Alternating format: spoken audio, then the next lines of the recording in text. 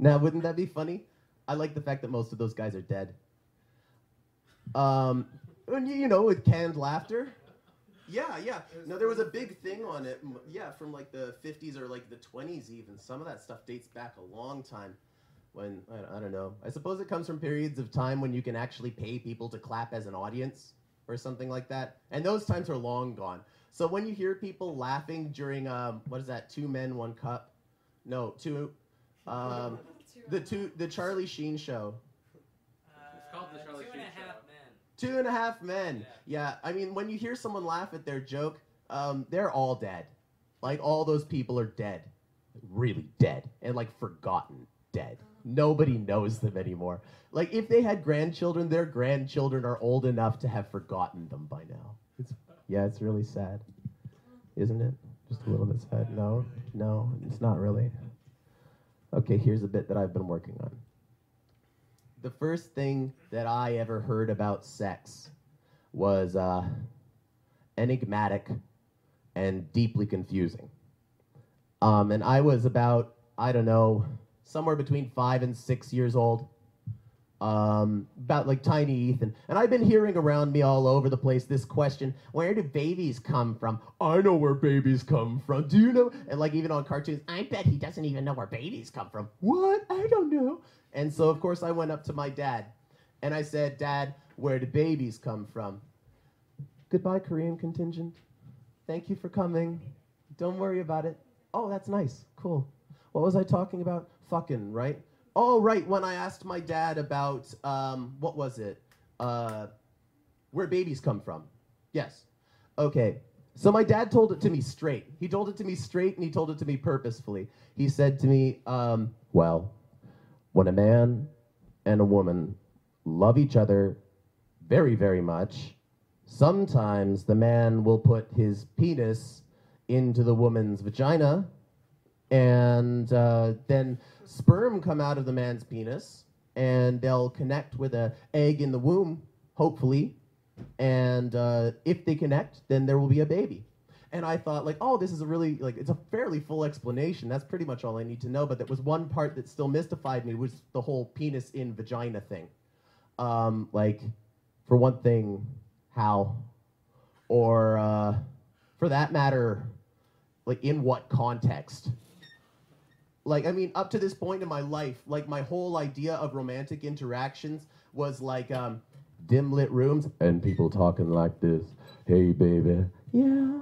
I love you so much. Uh-huh, I love you too, baby. And maybe like some kind of like mood music in the background. You know?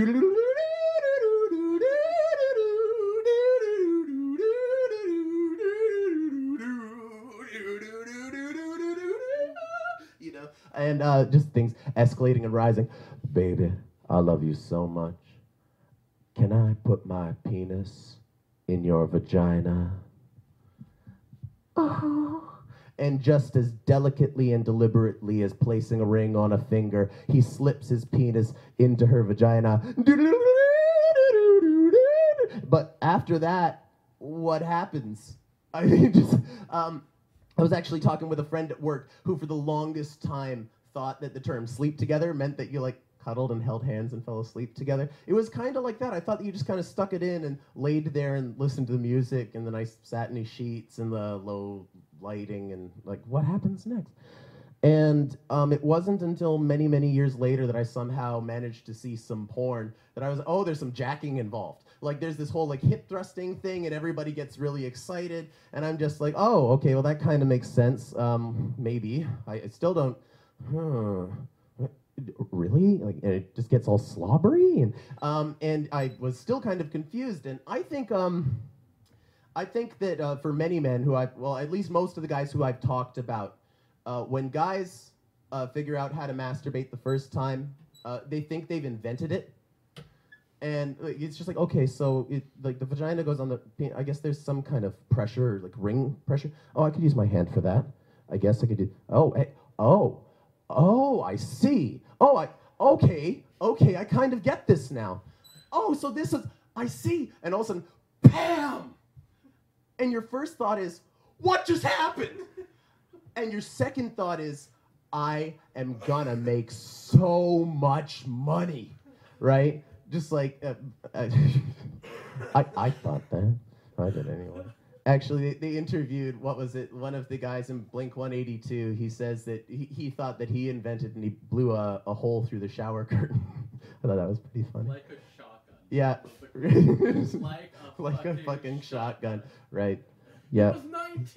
Yeah. Oh, what? Well, that's kind of late. He was 19! Holy... No! Well, how old was I? I was probably like, what? How old would I have been? Like 11? That's intense. That's really intense. I love Blink. And I mean, like, from the progress of this story and how it went through, it may seem true that I learned about sex and how to have sex and the mechanics of it from pornography. And I suppose that to a certain degree that's true. I mean, but I do have to say that pornography is a really terrible model for how one should have real-life sexual intercourse. Because the lesson that pornography tries to teach us is, if you can put your penis far enough into the back of her throat, still jacking it, she'll start to actually asphyxiate. Her throat will, like, clamp up around it, so it's really tight. It starts to foam at the back of the throat, and if the foam starts to reach the outside of the lips, then you know you found a real catch. And that's not something I can really ascribe to as an ethos for sex.